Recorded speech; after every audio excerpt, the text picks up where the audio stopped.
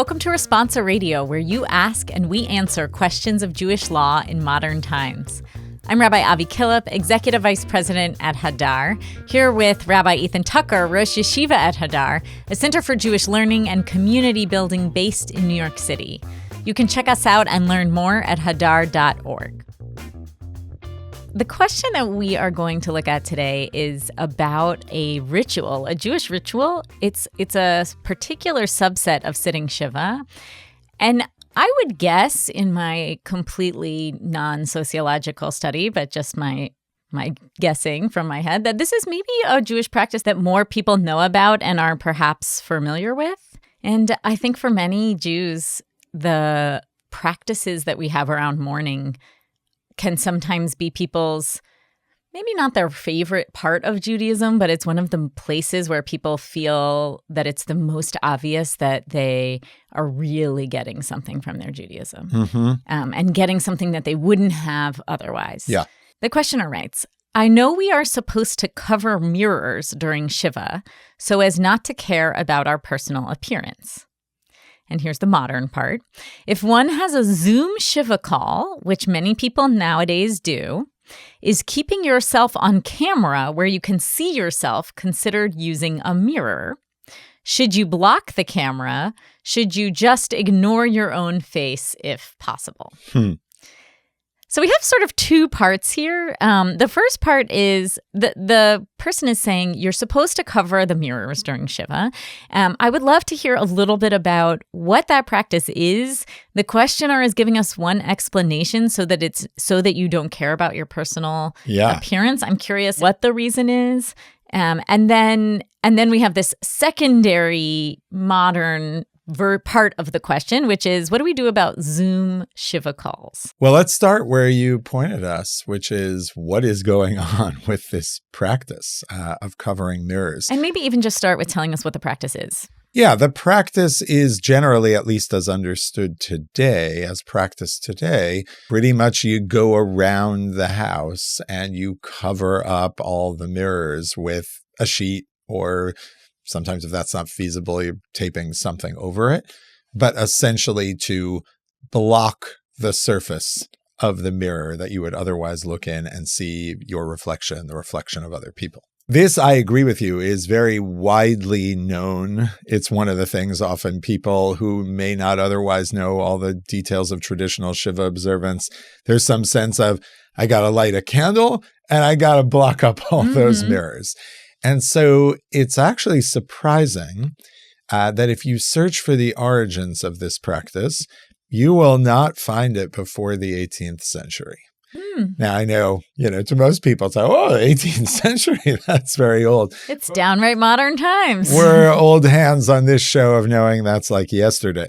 The first time we ever hear of it is Rav Yehuda Ayash, who's a rabbi in Algiers, talks about a version of this practice. Interesting, it's a little different. He says the practice was when the male head of household had died, then the mirrors would be covered throughout Shiva. Wow. But for instance, if it was the matriarch or it was, a child or someone else who wasn't the head of household, they didn't follow the practice at all. So he knows of the practice, but it's much more specific than what we know today. It's really interesting because that means that the practice has to do not with the mourner, but with the dead. Deceased. Yeah. Correct. So already you see from that description, well, that's not being explained by not caring about your personal experience. Yeah. Because as you point out, it depends who died. Well, or if that distinction is maybe that it's more devastating, like if it's a truly devastating loss, perhaps. Yeah. You would cover the mirrors? Yeah. So that's just the sort of cryptic first data point. That's in North Africa. But there's evidence of this very shortly afterwards all over Europe and the continent. And you've got the Khatam Sofer, who was a rabbi in Pressburg in the 19th century, talking about it. And pretty soon, lots of people are talking about it. And they're trying to explain right? What's going on here? So maybe we can run down a few of these, and we'll circle back to the first one that I'll start with in a minute. But the Chatam Sofer of Moshe Sofer is one of the first rabbis to give this a sort of robust explanation. And for him, it's already covering the mirrors broadly in the home. It's not limited to, male head of household. And he essentially tries to construct what this practice has its origins in. And he says it has its origins in an earlier core mourning practice that most of our listeners probably have never heard of because it disappeared, which is kfiyat hamita, overturning the bed. Yeah, what does that mean? So one of the practices you will see not only mentioned all the time, but taken as sort of the main paradigm for mourning in classical rabbinic sources is this practice of overturning the bed. The idea is you basically went around your house and you turned all of the beds upside down. Or on their side. And give us some sort of picture of what a bed means. It's like a mattress? There's something hard involved? Okay. What's a bed? So this is super relevant, it turns out. But if we look back at, you can find some of these fun books that give you the realia, the material culture of the Talmudic period. You'll see a standard Roman bed was basically, imagine a mattress or a support for you to sleep on, and then 4 legs coming down from that. Okay. No larger structure, kind of a plank on legs. So turning it upside down would be this very visual symbol of the bed is upside down. Like the top is on the bottom, the bottom's on the top. And you do that for the full week? You do that for the full week. And do you sleep on it upside down? It seems to be you sleep on it upside down. It's not saying turn it over so you won't sleep on it. No. Okay. Maybe you would sleep on the floor, but there's some notion there of you are not sleeping on your bed regularly. You're turning it upside down and sort of putting it out of normal commission. Okay? The thing that I love about that from the sort of poetic standpoint is like the acknowledgement of my world's been turned upside down. Yeah. And there's something really sort of visceral in that metaphor of turning your bed upside down. Yeah, and I think that may explain why it's so central. Like, for instance, when early texts want to pin down when does mourning start? Okay, in other words, when in the burial process does the mourning start? Is it when the body is taken to the funeral? Is it when it's put in the ground? Is it once you've closed up the grave? The way they ask that question is, when do you start overturning the beds? In other words, the way we might talk about when do you remove your shoes or any number of other things. That for them is the core symbol that mourning is happening. Makes it all the more shocking that no one practices this. Yeah, why don't we do it today. anymore? Our beds got too heavy? So there's some various elements here of the history. You can see the practice starting to fall away in the Middle Ages. First in Germany, there's sources that will say, yeah, we don't really do this anymore. In France, they say that. Later in Spain, it starts to fall out. And different rabbis give official reasons for this. They'll say, well, there's a text in the Talmud Yerushalmi that says, you don't have to overturn the bed if you are a guest in an inn that week, because the innkeeper may suspect you of sorcery. You're like, why is this guy overturning the bed? That's their way of saying it would be super weird. That's right. And maybe you'll get kicked out even. And these sources will say, and today when we live among the Gentiles of Germany, France, they'll think we're totally crazy, as if otherwise they thought the Jews were totally normal. But, well, they'll think we're totally crazy, so we don't have to overturn the beds. That smacks of a retroactive justification. And one of the other medieval authorities, this one in Spain and North Africa, says, actually, our beds are built differently today. Think like a 4-poster where there's poles going up. And the claim is if you turned it upside down, it wouldn't look so different than being right side up. It would just be sort of not as functional. That would be like saying, I can't flip my mattress. To symbolize that, I flip my mattress anyway. It's a flippable mattress. But what's interesting to me about the in example, actually, is it brings forward actually the lived experience of Shiva as like a trip, which maybe is more common the later you get into history. Like if you all lived in a tiny village, then you sat Shiva in your own home and you were flipping your own bed.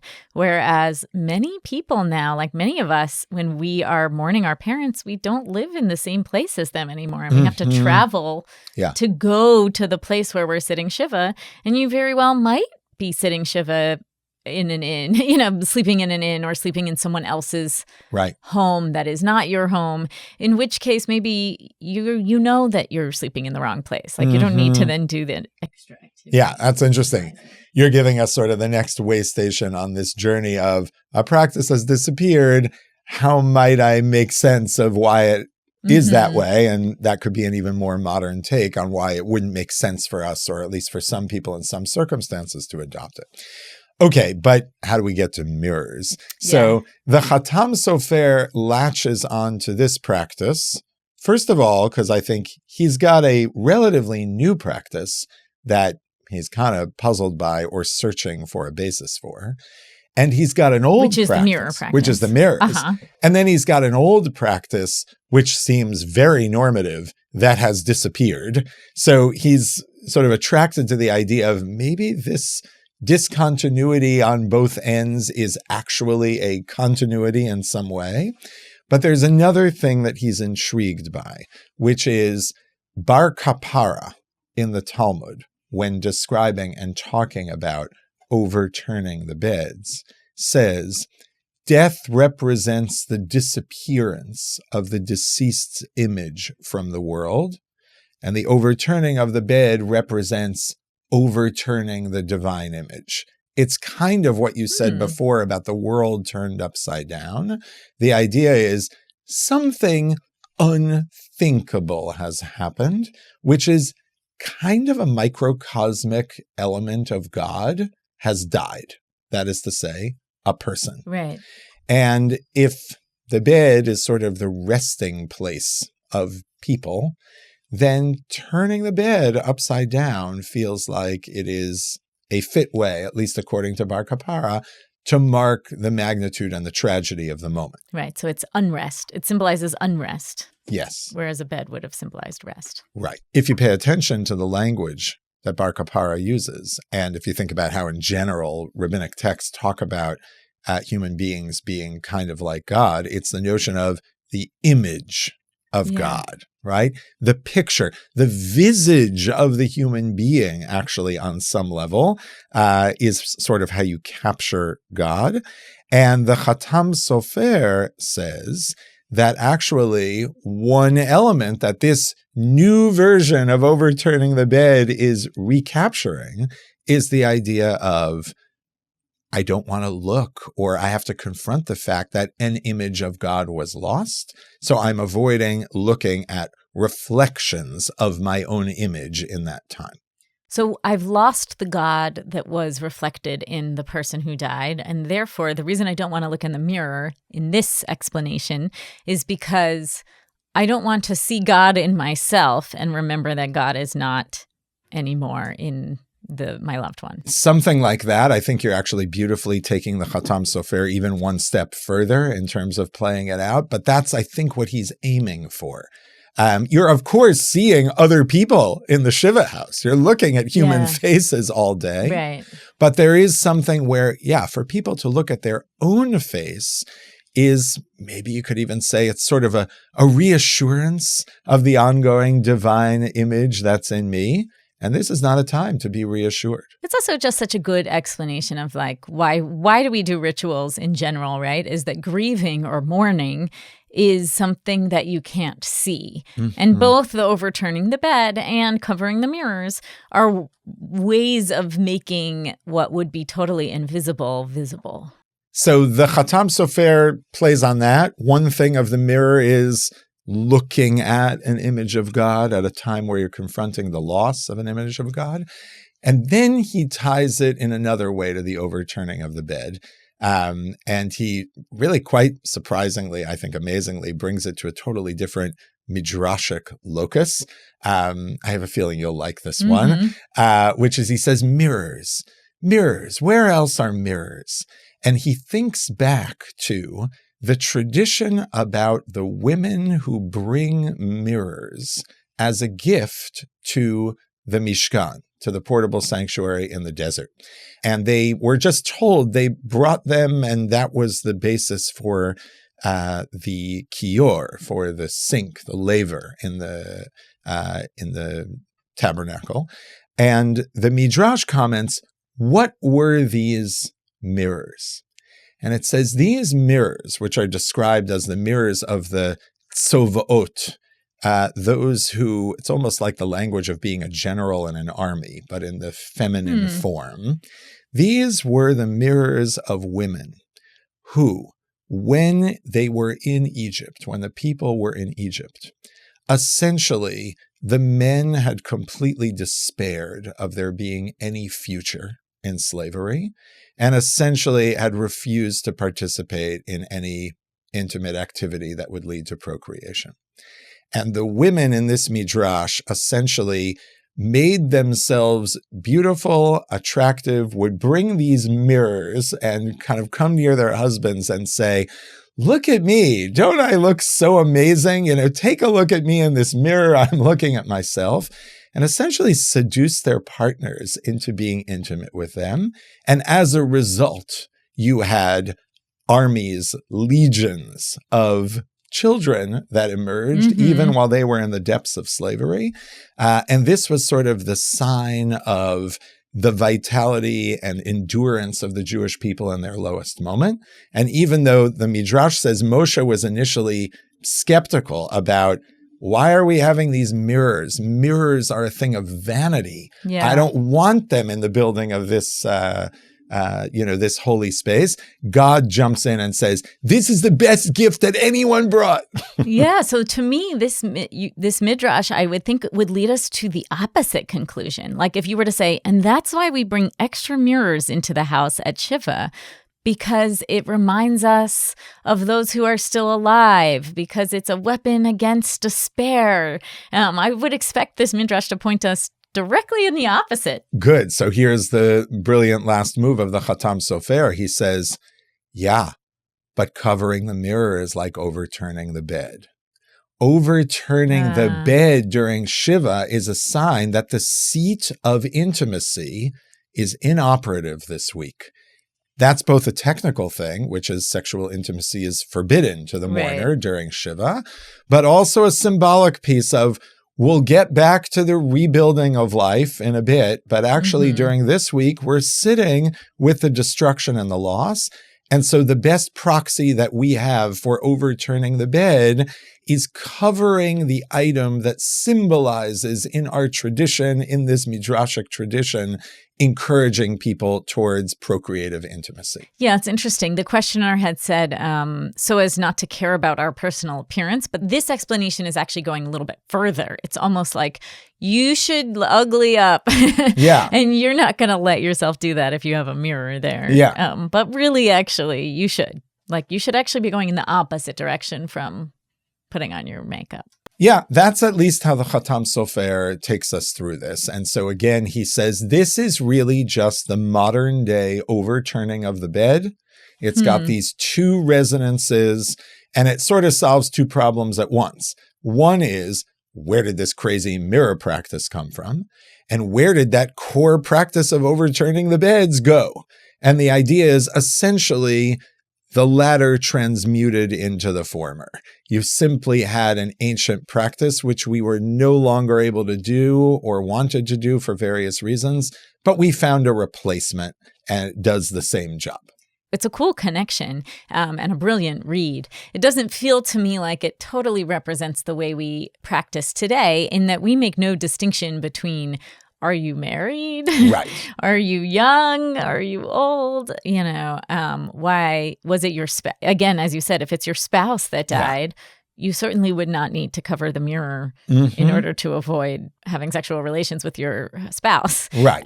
So it's a really interesting read, and it feels a little bit far afield to me from how I experience this practice. So unsurprisingly, this is not the only explanation offered. Thank God. You get other Hungarian rabbis who see mirrors as providing some element of joy. And this is supposed to be a time of worry or concern. That's one. Rav Moshe Sternbuch, Rav Yosef Dov Soloveitchik, more contemporary rabbis, 20th century, have sort of a cousin of this, which is mirrors are about vanity. Mm-hmm. And this is not a time for vanity. And that gets closer to what the questioner had heard, right? Hey, don't think about your personal appearance right now. That doesn't matter, right? Don't do that. This is a good time to take a quick break. We'll be right back with more Responsa Radio, but before that, I wanted to let you know about an upcoming program at Hadar that you might love, especially if you listen to podcasts on halakha. Of course, I'm talking about Hadar's Halakha Intensive on May 17th through 20th, 2026 at Yeshivat Hadar in New York City. The Halakha Intensive is a week of incredible, high-level learning of Jewish law designed for learners with experience studying halachic texts. This year, we're learning about Yom Tov Sheni, the second day of festivals celebrated outside the land of Israel. What is this ancient practice really about, and how should we think about it today? If you've ever wondered about these questions, or even if you haven't, but you just love learning halakha, we'd love for you to join us. Visit hadar.org/halakha for more information. Now, let's dive back in. There are others that talk about there being demons in the mirrors. We'll come back to this. That's new. And you need to avoid demons during this period. That has its roots in the Zohar, which actually talks about if you look in the mirror, there's sort of a risk of like the forces of arrogance coming for you.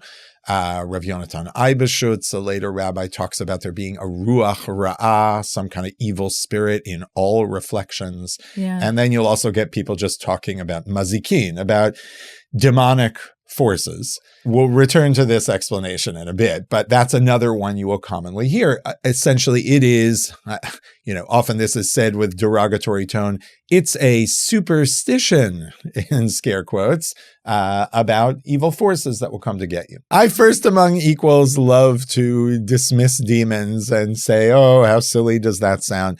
But demons are just another word for the stuff we're scared about and anxious about, which God knows we have plenty of anxiety in our society.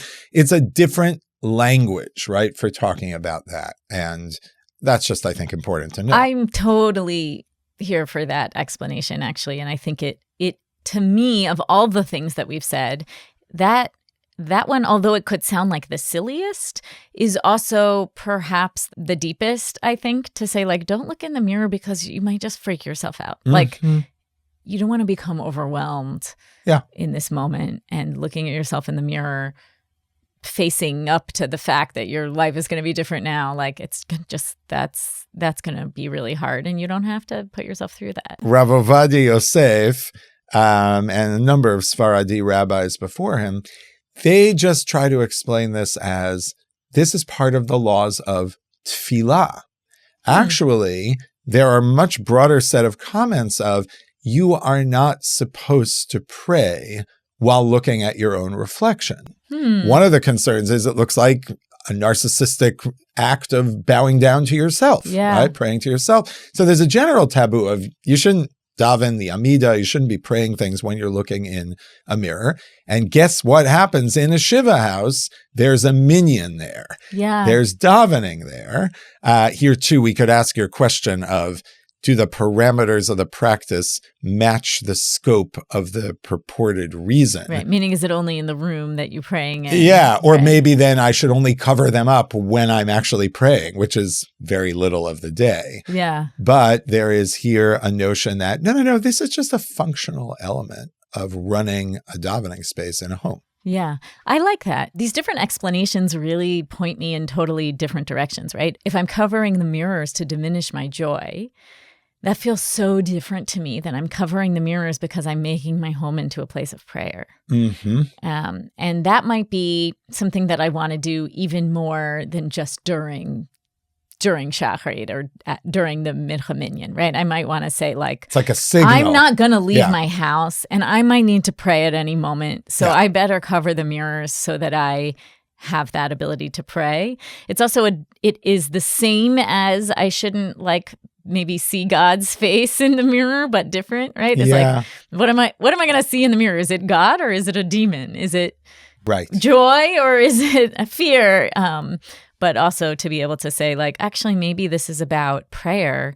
Like I would love to say that to a mourner. If we cover the mirrors, it will allow you to pray more freely. Mm-hmm. Yeah, I think that's a beautiful way of sort of also, aligning it. Why you would do this here, even though you don't necessarily cover all the mirrors in your house every time you have a minyan there for one time, for a one-off. There's a transformation of the home into not quite a synagogue, but a place of prayer. Yeah. And I think that's nice. Okay. That's the range, more or less, of what we've got.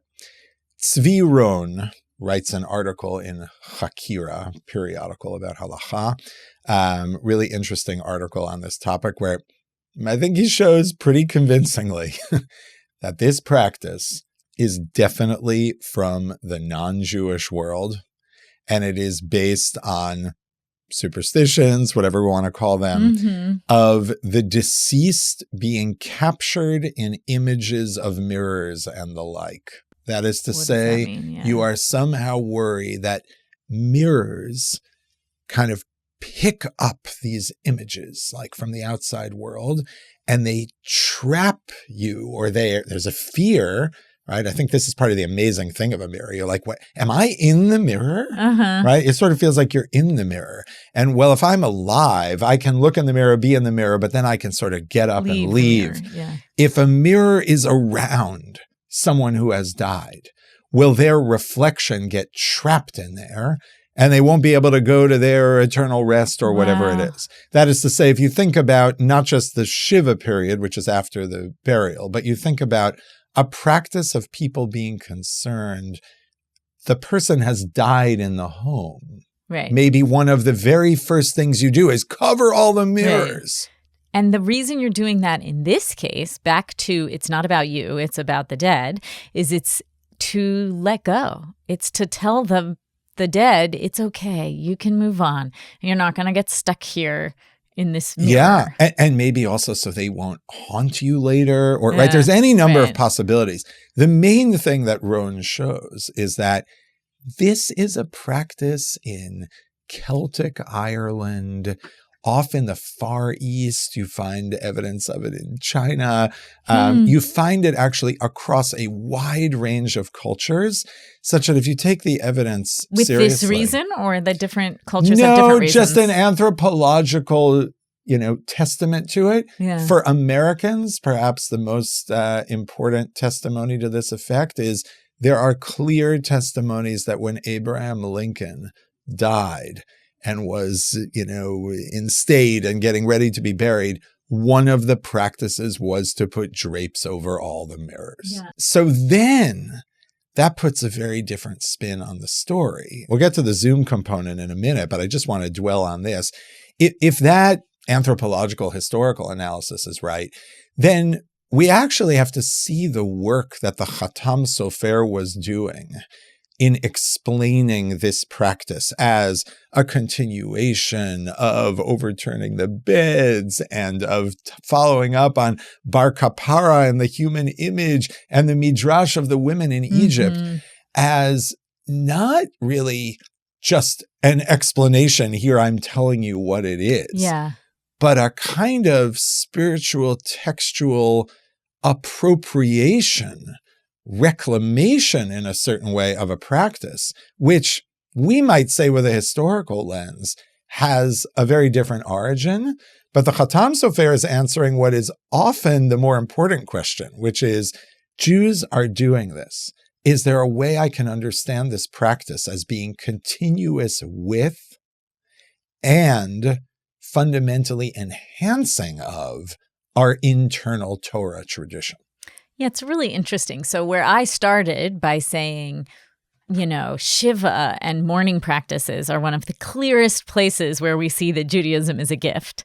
What you're telling me is this isn't really one of those core things. Right. It's kind of new. It's probably appropriated from somewhere else, or at least shared with other cultures, if not, if appropriated is too strong a word.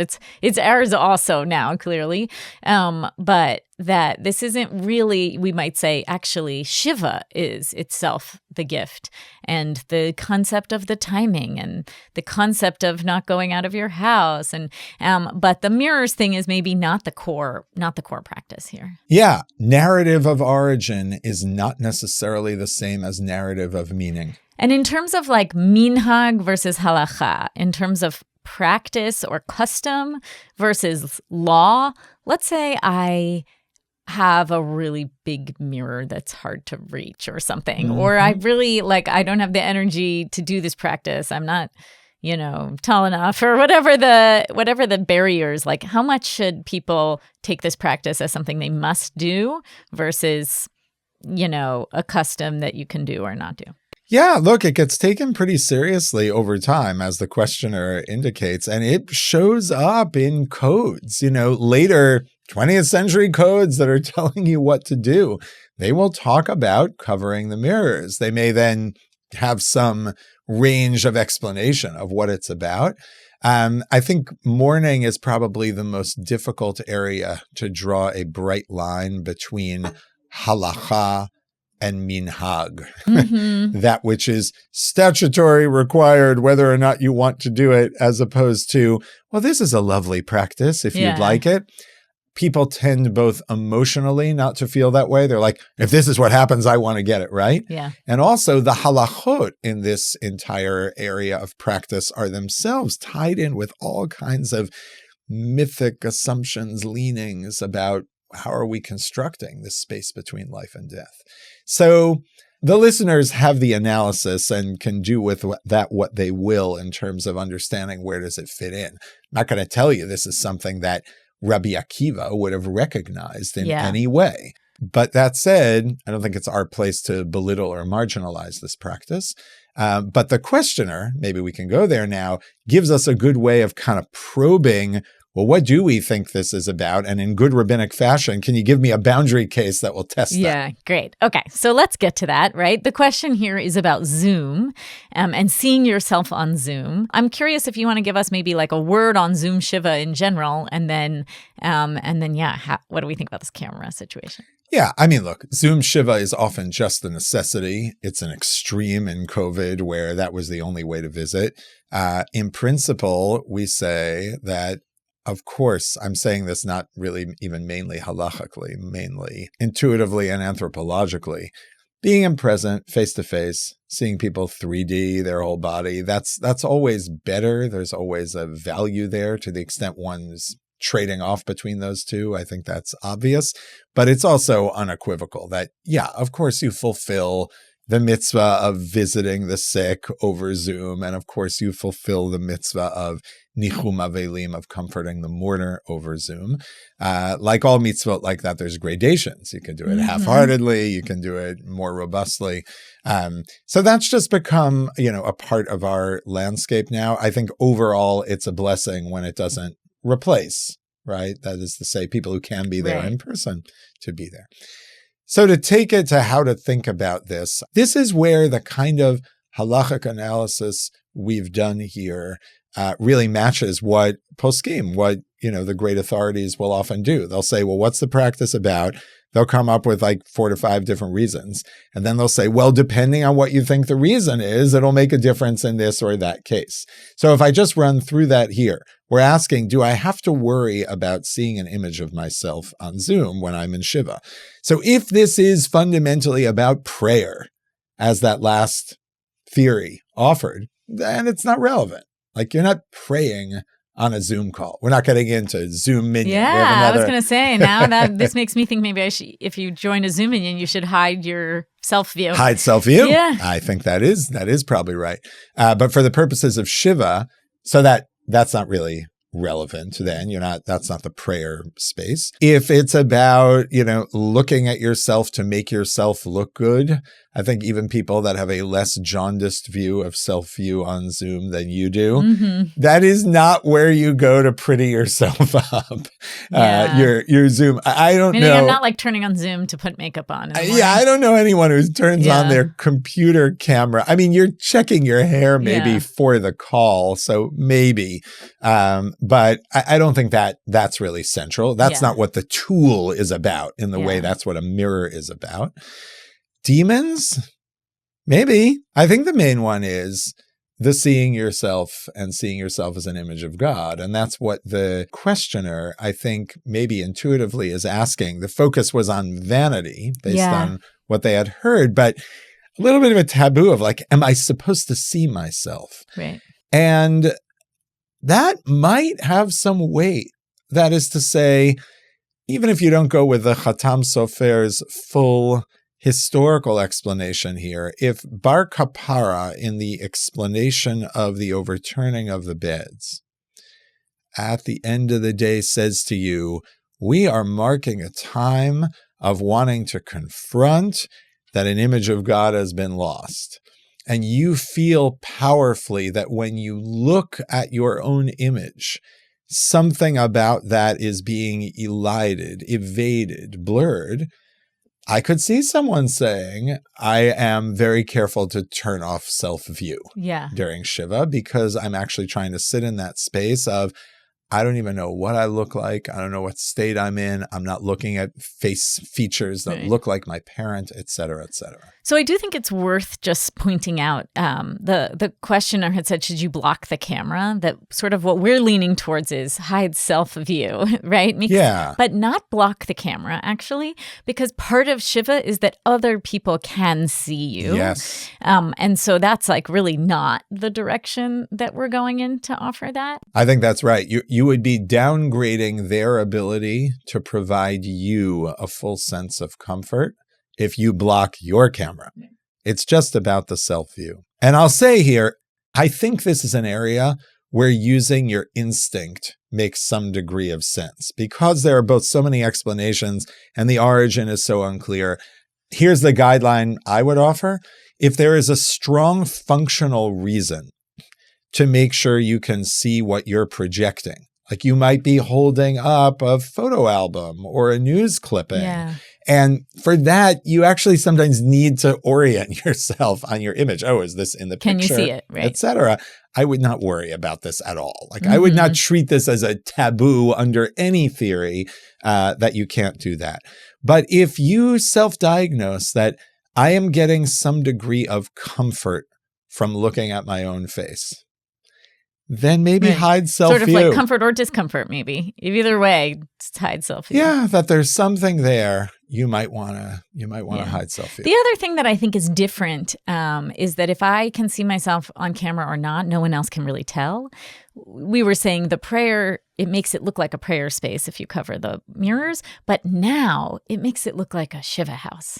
When I walk into a house and the mirrors are covered, I know it's a Shiva house. It signals that to me, which is not in your sources exactly. Right. But that to me also feels different on the Zoom, right? No one can tell whether you're looking at yourself on the Zoom. So in that way, it doesn't matter as much. So like the worst case scenario is you might say like, oh, that's just virtue signaling that I covered all the mirrors to show that it's a Shiva house. But also it reminds everyone else in the house that they're in a Shiva home. Right. So when they go to put their shoes on, they remember, I should go offer words of comfort before I leave the house. I should, keep my voice down, whatever decorum they want to behave differently because it tells everyone that it's a Shiva house. I think that's also missing from the Zoom example. This is, I think, it's a really interesting question. I'm so glad it was submitted and that we got to do this deep dive into these different, very different answers. And I think it gives us I'll say a mirror into the sort of multiple dimensions of practices, of ritual practice. One of the beautiful things about ritual and Jewish ritual is that we can do one action and it can mean so many different things. And this is a great glimpse into that. So thank you. Thanks. The mirror lied to me today. It told me I'm a ghost, a floating Have a halachic question you'd like answered on the show? Email us at responsa@hadar.org. Responsa Radio is a project of the Hadar Institute. Thanks to Chana Kupetz and Jeremy Tabick for producing this podcast, and to David Khabinsky for recording and editing this episode.